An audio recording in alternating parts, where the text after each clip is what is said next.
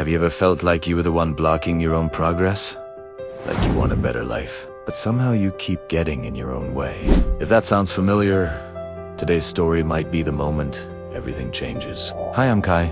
Welcome back to our series, Breaking Through Life's Barriers. Today, we're tackling something powerful, something that quietly destroys confidence. Relationships, opportunities, and dreams. Self-sabotage. And what I'm about to share isn't theory, it's personal. Because I've lived it. There was a time in my life when things were finally going well.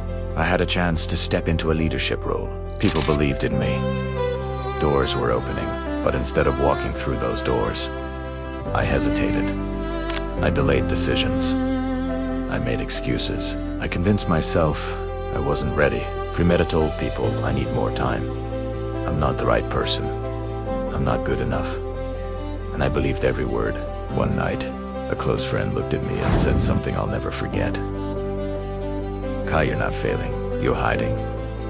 I laughed it off at the time, but later that night, alone in my room, those words echoed. And I realized I wasn't afraid of failing. I was afraid of becoming someone better, someone I wasn't sure I deserved to be. That's self-sabotage, and it can shape your entire life without you even noticing. Self-sabotage isn't weakness. It isn't laziness. It isn't lack of intelligence. Self-sabotage is fear dressed as protection. It sounds like, I'll start tomorrow. I don't think I can do this. Other people are better than me. I always ruin things anyway. Why try? I'll probably fail. It shows up as procrastination, perfectionism, quitting early, avoiding opportunities, pushing away support, overthinking until nothing happens. And the worst part? Most people don't even realize they're doing it. Every act of self-sabotage comes from an old story we once believed. Maybe someone told you you weren't a good. Maybe you failed once, and it stuck. Maybe you grew up feeling invisible, or always compared, or not worth the effort. Those stories become the voice in your head whispering, don't try. Don't reach too high. Don't risk disappointing yourself. But here's the truth you need to hear today. You are no longer the person who lived those old experiences, but you are still living by their rules. The moment self-sabotage loses its power is the moment you finally see it. I remember the exact moment for me. I was invited to a meeting that could have changed my career. I found myself inventing reasons not to go. And suddenly, I stopped and asked myself, Kai, is this fear talking, or is this who you really want to be? The answer was clear. And that clarity, that awareness was the first step to breaking the pattern. You cannot change what you refuse to observe. Whenever I feel myself slipping into old habits, doubting, delaying, running, I ask myself three simple questions. What am I really afraid of right now? What story am I telling myself that might not be true? And what is one small action I can take in the next 10 minutes? These questions bring you back to the present, back to possibility, back to power. Here is something most people don't realize.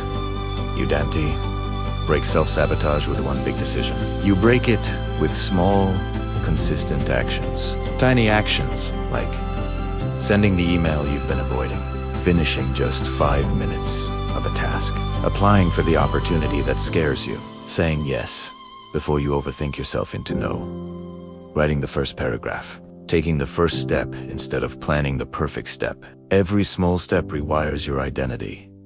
Every action tells your brain, I am capable. I am worthy. I can do this. Over time, small daily courage becomes unstoppable momentum. There came a day when I received an invitation to speak at a local event. My first instinct. Say no. I heard the familiar whispers. You'll embarrass yourself. You're not good enough. You're not ready. But this time, I didn't listen. I said yes, scared, trembling, unsure, but I said yes, and that choice changed my life. Not because the event was perfect, not because I was fearless, but because it was the first time I chose growth over fear. And once you choose growth, it becomes easier the next time. and the next, and the next. Inside you, there are two versions of yourself. The fearful you shaped by old pain, past failure, insecurity, and doubt. And the real you, the version with potential, courage, talent, wisdom, and strength. Self-sabotage happens when the wrong version takes the wheel. But today, right now, you can choose differently. You can say, I am done shrinking. I am done hiding. I am done holding myself back. Your potential is not waiting for someday.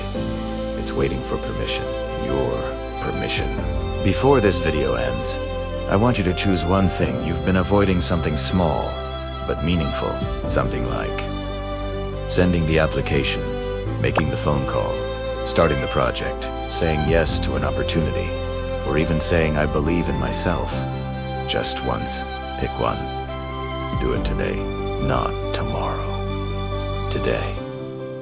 Because when you stop sabotaging your future finally starts moving toward you. If this message resonated with you, if you felt seen, understood, and reminded of who you truly are, don't keep it to yourself.